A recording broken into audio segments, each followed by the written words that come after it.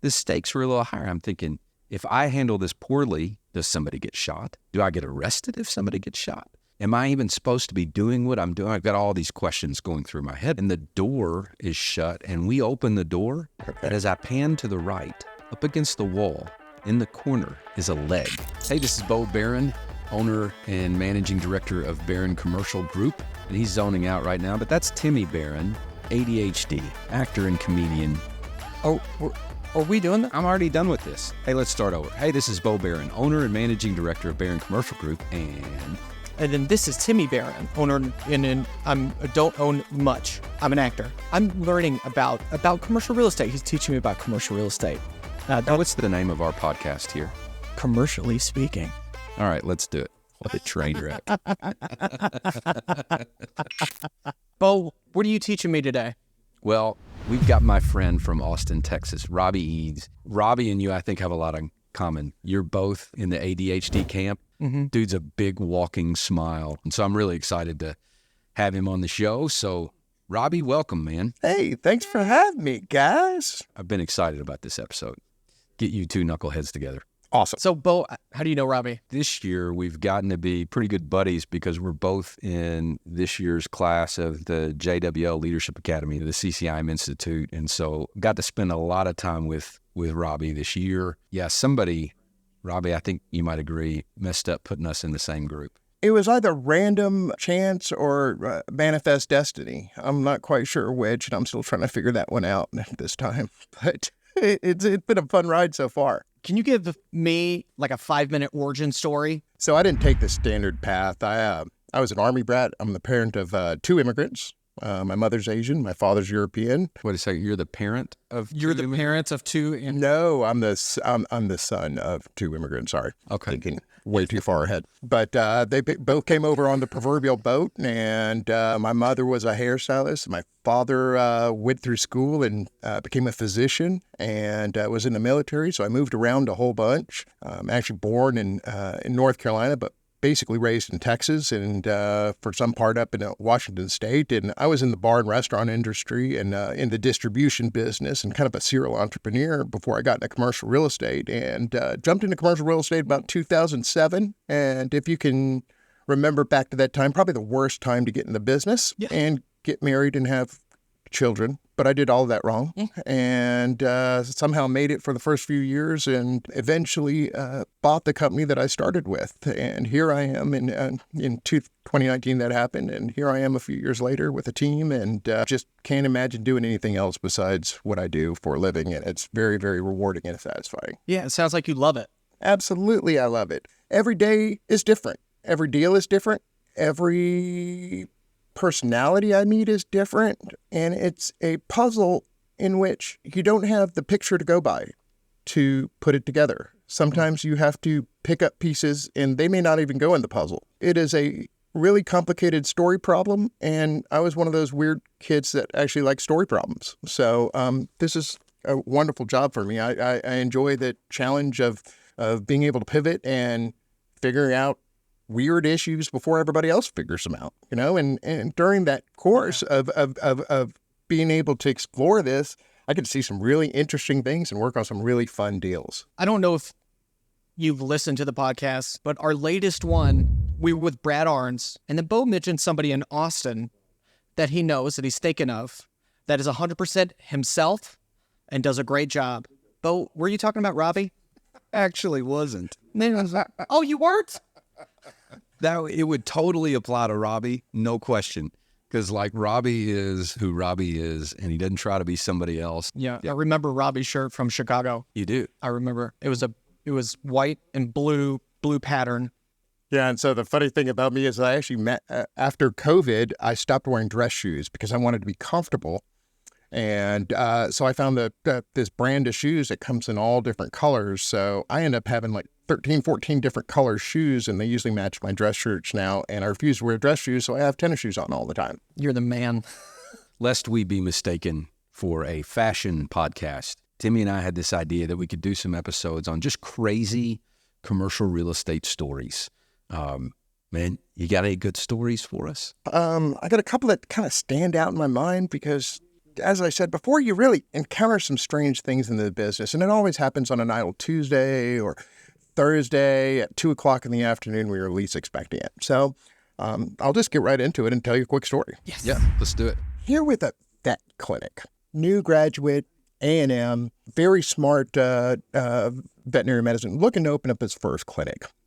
And I'm with a junior broker of mine, and we set up tours to go around and see these clinics. And my philosophy is to show everybody in the market, and I paint with a wide brush and let them kind of narrow it down, and we go from site selection there. So I found this old vet clinic on a pretty busy street in North Austin. Set up a tour, and we show up 5 minutes early. The landlord's broker wasn't there yet, and so I'm there with my client and my partner, and we knock on the door. And this blonde-haired 20-year-old kid with hair in his eyes, almost like a sheepdog, comes up the door and just slightly cracks it at the vet clinic. And he goes, "Hi, can I help you?" And I said, "Yeah, we're here for the property tour." Excited that I can bring a client to this building. And he goes, "Does my dad know you're here?" And the disposition kind of weirded me out a little bit there. And I said, "Well, yes, we're supposed to be meeting here with your landlord's broker, and we're going to tour the space." And he shuts the door. He says, "Hold on." Shuts the door, walks away, and he goes, "I guess you guys can come in and walk around, but my dad isn't here." Well, we start walking into this building, and it was built in the 70s. So imagine wood walls, a wooden ceiling fan with brass fixtures on it, a linoleum floor. And it was very obvious after we walked in, that this veterinarian was living in this space. One of the surgical rooms, he had turned into his bedroom. That wasn't even the weird part. The strange thing is that the veterinarian himself was actually there. He hid in the bathroom and chain smoked cigarettes while we were on the tour. And you could see it coming out of remember how the doors in the 70s had that little ventilation thing down at the bottom? You could see smoke pouring out of that bottom thing while he was in there. We walked around and we were talking, and we could hear somebody in the bathroom. And all of a sudden, the blonde-haired kid comes up 15, 20 minutes later, and he goes, "Hey, are you guys done? Can you leave?" "Yeah, I guess." He goes, My dad is here, and I think you guys maybe ought to finish it up before he gets mad."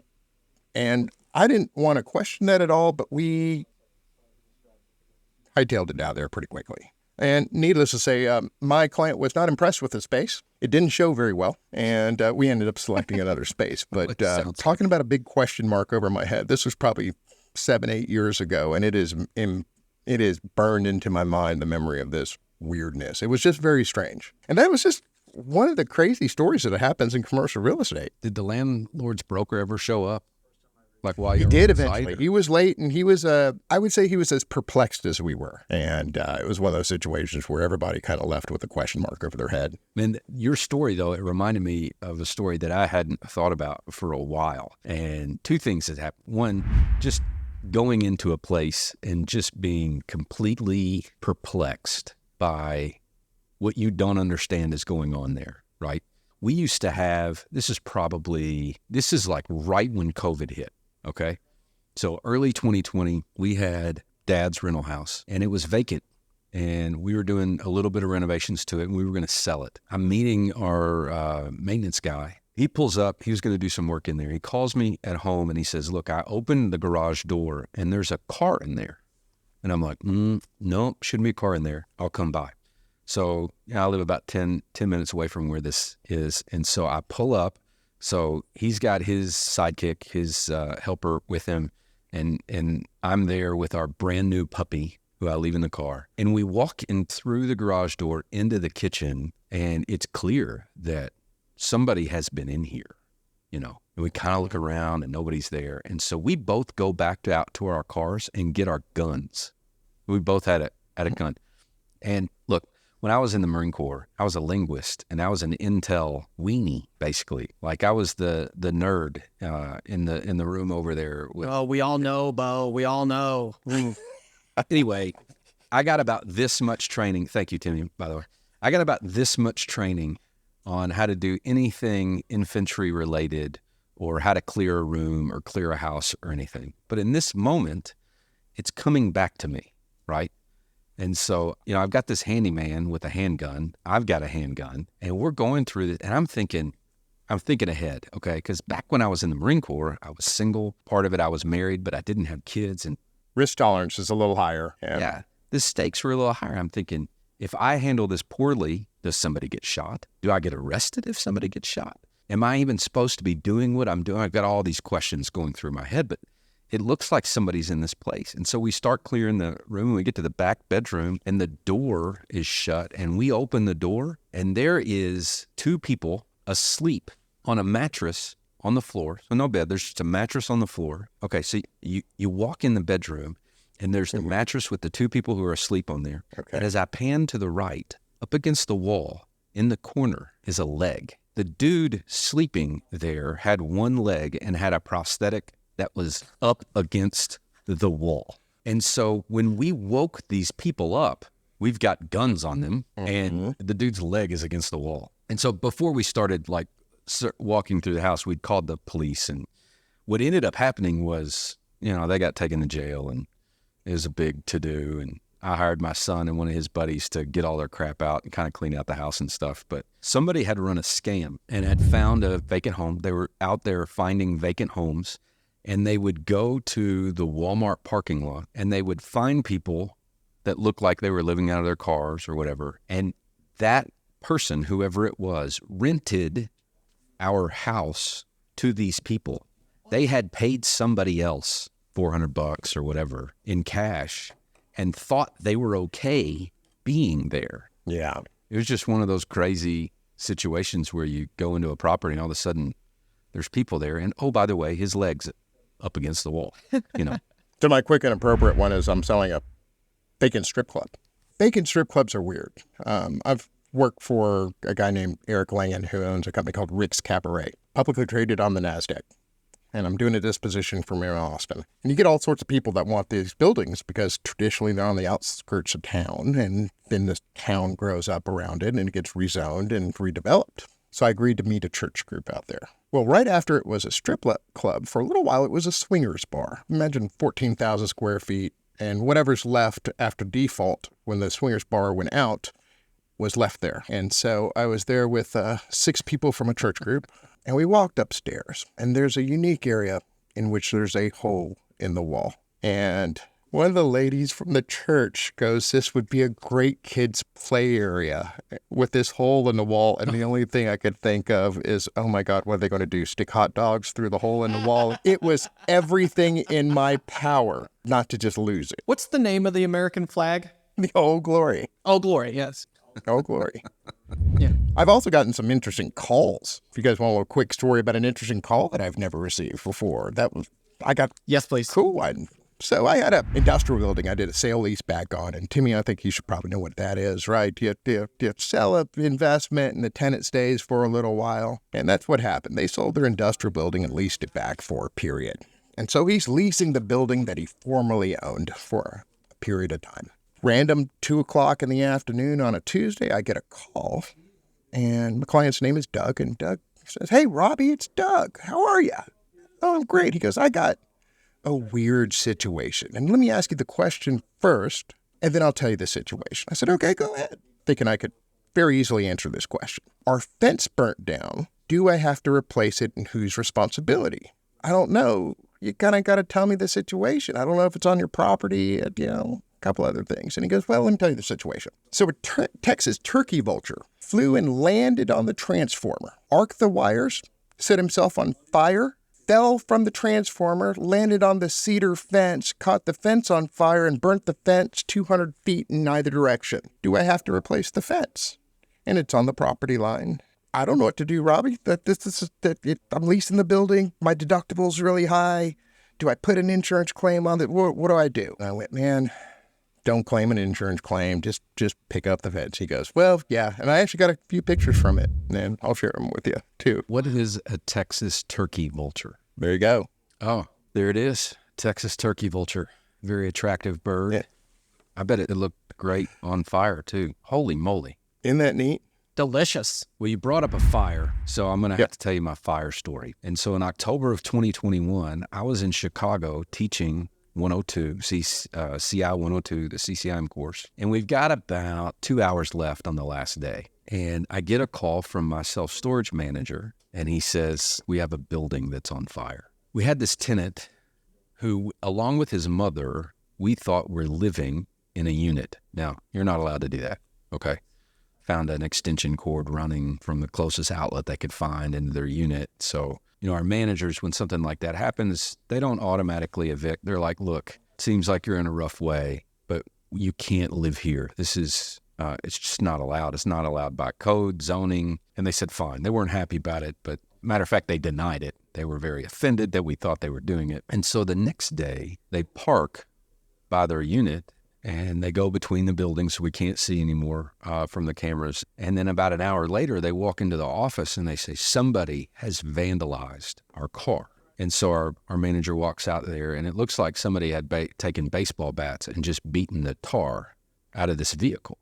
And what they wanted is for our insurance to pay for that vandalism of their vehicle. It's a beautiful part about owning self-storage. It's almost never the responsibility of the owner of the self-storage facility. Anything that happens to anybody else's stuff on the premises, and they sign all that stuff away when they lease a unit. So what we think these people did is they pulled up, grabbed baseball bats, and beat the crap out of their car themselves so that they could try to get our insurance to give them money. What our manager had to tell these folks is, look, we're sorry. That's not how this works. In fact, the only thing that we can do at this point is tow the vehicle, and you're going to have to go pay to get it back. So it totally did not work out. The next day, after their vehicle's towed, we see this particular guy walk in. He didn't drive in. He didn't have a vehicle anymore. He walks onto the property. We see him turning between the buildings to get to his unit. And about 15 minutes later, the fire starts right at his unit. And so we're pretty sure, circumstantially, that this gentleman started the fire. Anyway, I get this call. I'm in Chicago 2 hours before we're done with the course. And my guy tells me, hey, we're on fire. The fire ends up jumping from that building to the next building. So I have two buildings that are on fire. And the reason I know that it was a massive fire is because my friends at the local online newspaper here went and live streamed it for me. So the whole way driving back from Chicago, I got to watch my buildings burn because my buddies were live streaming it for clicks for their online newspaper. It was not a fun day. Well, I will tell you this. The fire department did an unbelievable job keeping those fires from jumping to the other buildings. Like, it could have been way worse. Nobody got hurt. I was super grateful that was the case. But I got a burning story. I got a great little burning story. I guess it's great. So the year's 2009. I get contacted by a special servicer for Deutsche Bank. Okay, hold on just a second. A special servicer, Timmy, when a CMBS loan starts to get into trouble, then it's turned over to a special servicer who now starts to get in there and try to service the problem, for lack of a better term. So when he says special servicer, that's what he's talking about. So this is a property with a CMBS loan on it. And Gotcha. Yeah, okay. Yeah, CMBS loan, special servicer. Special servicer calls me and says, so this guy's, we haven't put him in default yet, but he's out of California, and this building's in Austin, Texas. And he's come over there, and what he's done is very idealistically decided that he would turn this 26,000 square foot, now urban warehouse, a former manufacturing facility from 1930s, into a art complex. And in doing so, he wanted to be inclusive of anybody in the artist community. So what he would do is rent out little offices or little mini studios. The first issue was that every little studio that he built in this big space, he did without permitting or design and just had a handyman do it. The second thing that he did, which was to the bane of the city of Austin Fire Department, was this unsprinkled 25,000 square foot building. He had put burlap sacks all along the ceiling for aesthetic value without sprinklers. And burlap is extremely flammable. There's also nothing aesthetic about it. Nothing aesthetic about it. It looked awful. He decided he tried to get a little bit more room in the space and expand his footprint. So he went downstairs below the building into the basement where the piers come down. And he started having somebody excavate around the piers to try to get some basement space. You don't have to be a structural engineer to say you shouldn't dig around the piers that support your building. The city of Austin and its fire department had enough. They walked in, heard some stuff was going on, and said, look, guy, you can't just build out individual offices and burlap sacks and turn this thing into a giant fire hazard. There's not corridors. You don't have a fire exit plan. We're giving you a best and final warning. Fix this, cure it, or we're going to red tag you. And red tag in the city of Austin, they actually take your electricity and they physically disconnect it. It's not a digital disconnection. It's a clip the wires, put red tags on it. Don't touch this. These are live wires. And this gentleman, instead of complying with the fire department, started to campaign with his tenants for a letter writing campaign saying this is unjust. You're not going to control me. Government's too big. Kind of conspiracy theory stuff. And that did not work out for him. And the special servicer that hired me foreclosed on him because he had threatened him the day before. On a Friday, he threatened him. He said, you know what? You're not going to foreclose on me. You got too much vested interest. I'm not scared of you. You're not going to foreclose on me. And Friday afternoon, I got a call from the special servicer saying, we're foreclosing on Monday. Let's get this on the market. Let's get rid of this thing. So I was tasked with selling it. So this strange building that had been electricity cut off, a defunct art studio. I'm walking around with a tenant. We go up to the split level roof and walk around on part of the roof. This potential buyer decides to make an offer for it. Ends up being a pretty successful transaction. He knew what he was getting into, experienced redeveloper. Well, you remember the roof I said I walked on? 9 days after closing, the entire thing collapsed. From the piers all the way down, the roof collapsed and the building collapsed, partially collapsed on the backside. On the very roof I was walking on 9 days after closing, got redeveloped. It's worth millions now. I don't walk around on roofs anymore, and I am very hesitant walking in dark buildings without protecting myself. What color shoes were you wearing that day? I was in boots that day. I didn't know what I was stepping on. In fact, the first time I had to go through the building, I had to get a police escort. Anybody in our industry that has been in the industry for any amount of time have run across the people who believe this way, like this particular owner of that building. They believe, I own it, I can do with it whatever I want, I own it, it's mine, it's my right. This is America. As such. Yeah, except you have to say this is Merica, right? America. America is my building. I bought it with my money. I do what I please. To a certain extent, you're correct about that, okay? But it's within the bounds of the law or the zoning or the building code. And so, the first thing he did was he changed up the interior of the building without any kind of plans, design, or permitting. You got to do it by code. You have to go get a permit. You have to get things inspected before the space can be used. And that's all kind of annoying. But it's for the safety and the integrity of the building and the safety of the people that will use it. And not only that, this guy started digging out essentially the things that were holding the building up.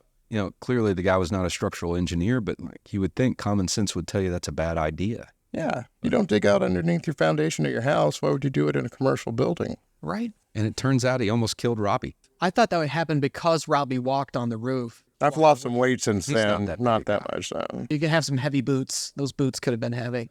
I got a fire story. Yeah? Let's hear it. Yeah. All right. Is this one of the places you got fired from or like an actual fire? I did get fired from this place. Oh, okay. Yeah. Well, and it was on fire. I've got fired. Most of the places I've worked have been fired. But this was at Second City, and I got fired from the night staff. okay. At Second City. The Second City caught on fire. The famous Second City in Chicago, the improv and sketch comedy place.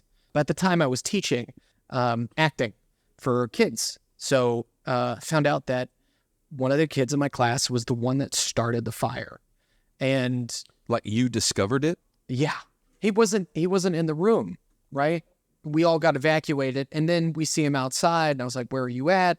Anyway, his parents end up coming, and I was like, I think that your son started this fire. And they said... Oh, you said that to the parents? I said it to the parents. The parents said, Arson? I was like, yeah, Your son.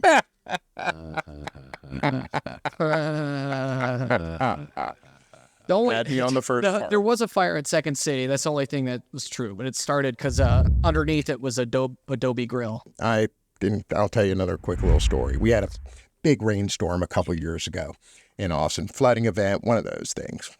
And I'm showing a vacant building, right? And so first sunny day in a week, water's still on the ground, right? I'm walking up to this vacant building, and it's bright and sunny out for the first time in days. And of course, vacant buildings, they're dark. You got the electricity off it for the most part. You may have some exterior lighting on them, but, showing as a commercial broker, you go into dark buildings all the time.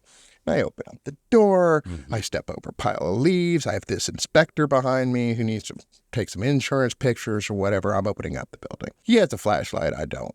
I've been in this building a dozen times. I know exactly where I'm going. I go up to the light switch. I hit it. He goes, "Hey, I think there's a snake over here." I go, "Where?"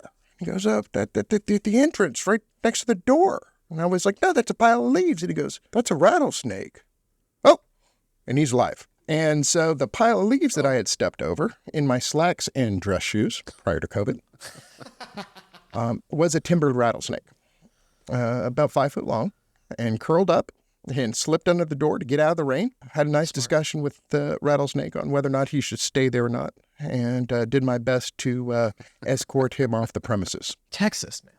Texas. And ironically enough, I've been in Texas for 23 years. It's the only time I've hit a rattlesnake in an urban environment.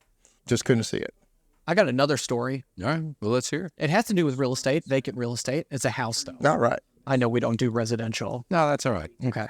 This is a real story. Okay. This doesn't lead to a joke. I was in a band. We were traveling around. And this particular show, we went to St. Louis. And our manager at the time, we called him Lord Michael. And he had a friend in St. Louis that had a empty house, completely empty. And every place that we would go and travel, we'd have to find couches or beds to sleep on. So if there wasn't somebody that we knew, we would either sleep in the van or find a place like this. But this is the only time we went there, and there was nothing in the house. So we had our air mattresses with us. We play the show. The owner of the bar gives us a big bottle of whiskey. He liked our music. We go to this house, and we've got to travel to SEMO the next day. I think it was there. It was a long drive, whatever it was. It was not my time to drive. And so the other three guys just went home and wanted to go to sleep. So they went to bed, and me and Lord Michael go into a room close by and just start drinking this bottle of whiskey. And before we know it, we drank that whole bottle of whiskey. And when I woke up, I was covered in water, like drenched. My pillow was drenched, everything. And so I get up and I get mad at Leland, assuming he poured water on me. I was like, "Dude, what the hell?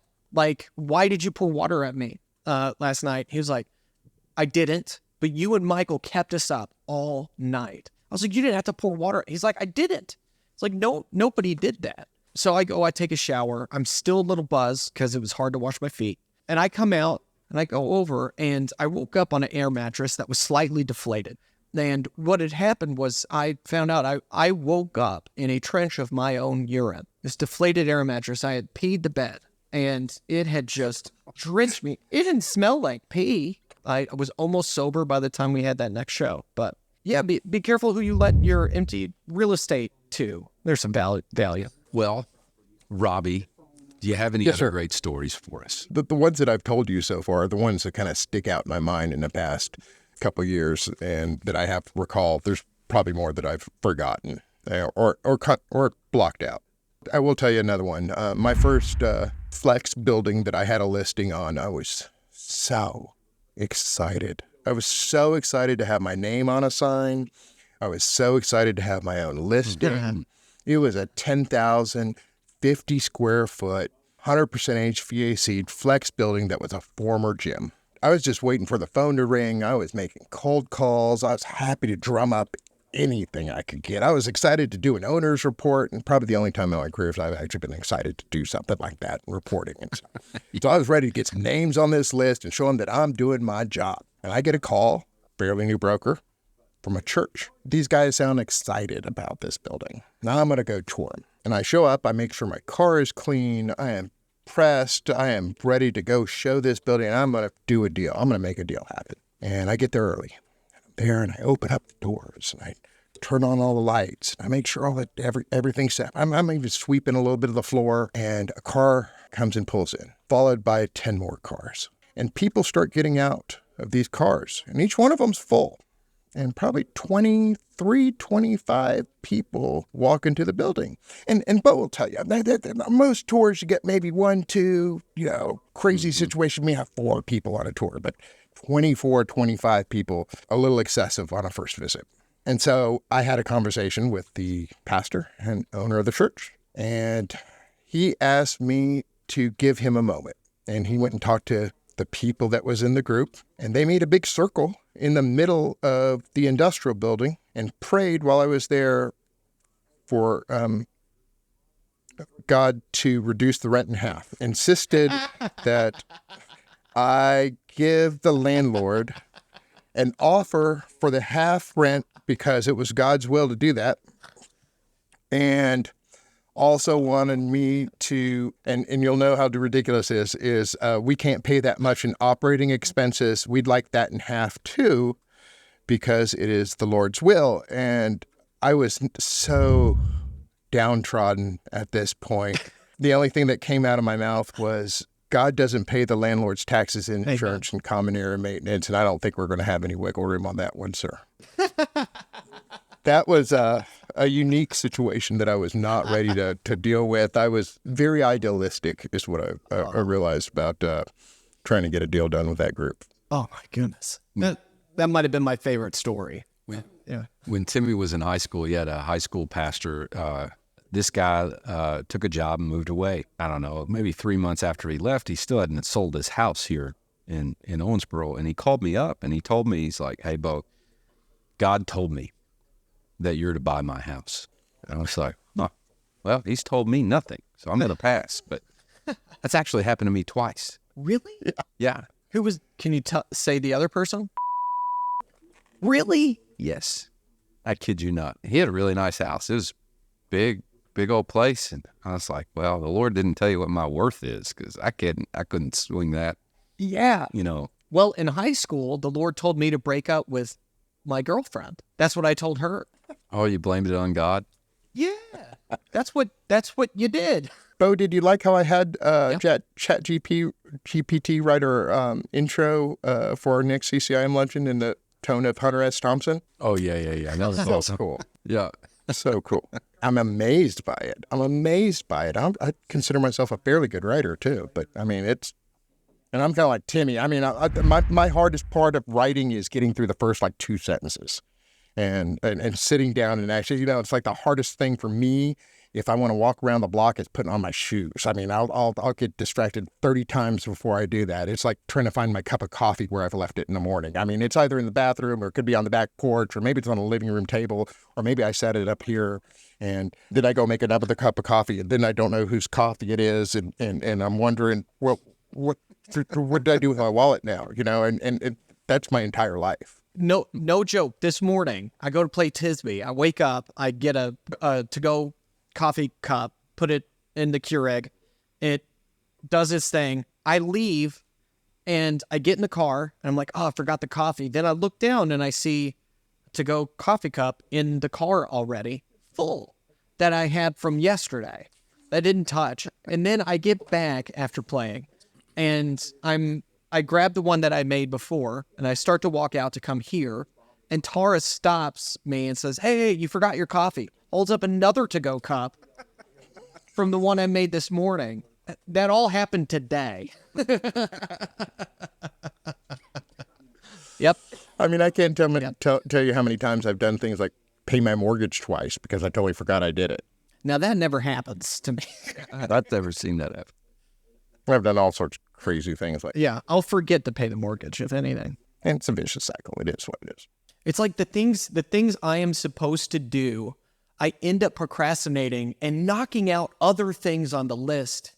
It's like productive procrastination because of the thing I don't want to do that should take priority. I knock out these other things that I've been procrastinating on.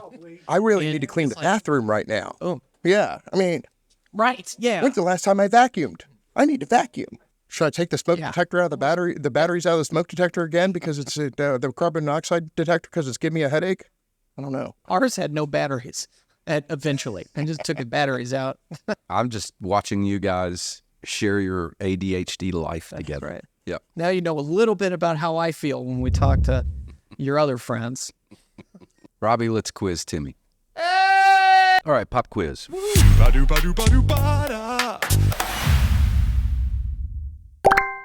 Question number 1, Timmy. What is a special servicer and what is your role? Yeah, okay. So a special servicer is when your CMBS loan goes bad. They're there to get the money, so it's good. Yeah, damage mitigation. Mitigate the damage. Yep, that's good. Yeah. Yep. Okay, so Timmy, question number 2. When you want to change the space in a building, what do you have to go do? What do you have to get? Approval from the city people. So approval But there's something specific. is close, but like what's another word? Permit? Yes. Ah, You go and you get a permit. to get a permit. Yes. Okay. Yeah. Very good. Okay. All right. Yeah. Robby, question 3. What is a sale leaseback? Sale leaseback is if I have a building, I sell it and then I end up leasing the building. But I just lease. I lease it now. Yeah, so I'm leasing the space for myself, right? so you own a building and you're using it. You turn yourself into a tenant. Okay. Question number 4. Based on what we learned from one of Robby's stories, what is something very specific that would be a terrible idea to cover your ceiling with? Aesthetic, a bag of some sort. Aesthetic bags of paper bags, You're close. cardboard bags. Burlap sack. Burlap sack. Yes. Burlap sack. Still hard for me to imagine in my mind. You got to be careful hanging sacks around your place. All right. Robby, question number 5. What kind of bird fell from the transfer after self-immolation and caused the fence to burn on one of my stories? That right there was a Texas turkey vulture. Nice. Yes, sir, it was. Extra crispy. Spicy or non. Well, Robby, my friend, thanks so much for coming on the show, man. We appreciate your time and your stories. And Absolutely. Absolutely. Thank you for having me, Bo. Thank you for having me, Timmy. Enjoyed it. Yeah. Robby, where can people find you? They can find me at CIPTexas.com. We do commercial real estate basically all over Texas, but most of it's focused in Central Texas, and I've been a long-standing company, homegrown in Austin since 1975, and we're keeping the legacy going here. So very exciting. Always reach out to me. Happy to chat. Awesome. Robby, it was such a pleasure. Thank you, Timmy. yeah, man, I'll see you tomorrow. All right, brother. Sweet.